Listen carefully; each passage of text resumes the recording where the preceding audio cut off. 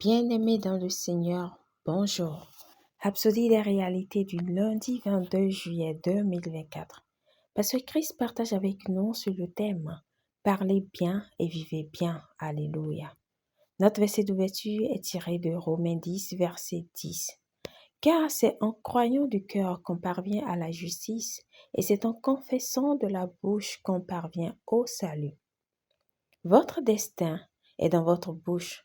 La Bible dit dans Proverbe 18, verset 21, la mort et la vie sont au pouvoir de la langue. Quiconque l'aime en mangera les fruits. Aussi, Proverbe 15, 4 dit, la langue douce est un arbre de vie. Une langue saine est celle qui parle correctement, qui parle la parole de Dieu. Rien n'est plus sain que la parole de Dieu. Gloire à Dieu.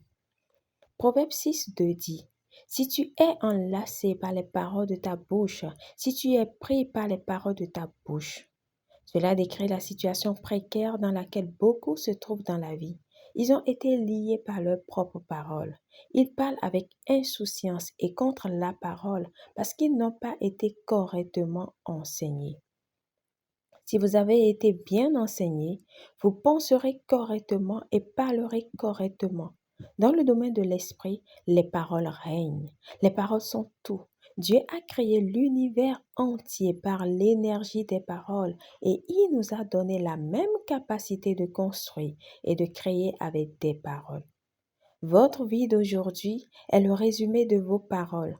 Donc, si vous voulez une vie meilleure que celle que vous avez actuellement, vous devez changer le cours de vos paroles en vous assurant qu'elles sont pleines de foi et conformes avec les dispositions divines de Dieu dans l'Évangile. Alléluia. Proverbe 18, 20 dit, c'est du fruit de sa bouche que l'homme rassasie son corps, c'est du produit de ses lèvres qu'il se rassasie. Si vous ne voulez pas être malade, fauché, faible et découragé, alors utilisez correctement votre bouche, déclarez la parole de Dieu. Le Seigneur Jésus a enseigné sur la puissance et l'importance de la parole déclarée.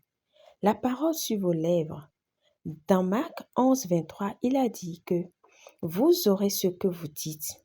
2 Corinthiens 4, 13 dit, et comme nous avons le même esprit de foi qui est exprimé dans cette parole de l'Écriture, j'ai cru, c'est pourquoi j'ai parlé. Nous aussi nous croyons et c'est pour cela que nous parlons. Alléluia.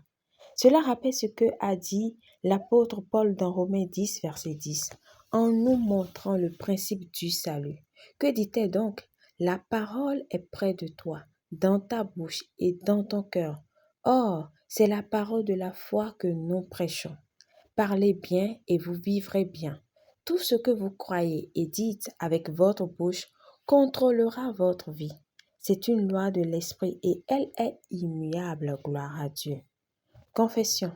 Grâce à mes paroles pleines de foi, je crée tout ce que je désire. Je marche dans la santé divine, la protection, la paix et la prospérité.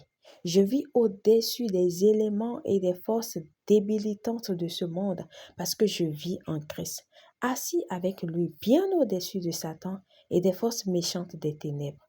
Je règne triomphalement sur toutes les négativités de la vie au nom de Jésus. Amen.